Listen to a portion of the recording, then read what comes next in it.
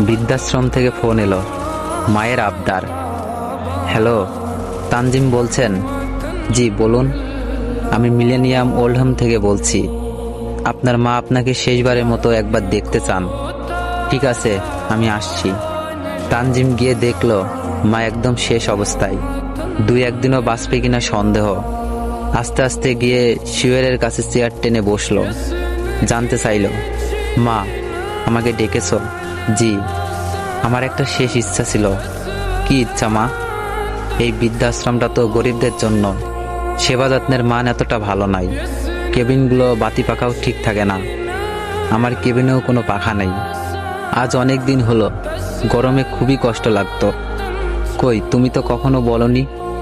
Phone করেছিলাম অনেকবার, কেউ ফোন ধরেনি।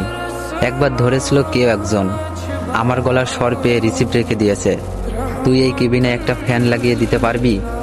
অবশ্যই পারবো, কিন্তু আজ 20 বছর ধরে এখানে আসো, কখনো তো কিছুই চাওনি, এখন কেন চাচ্ছ?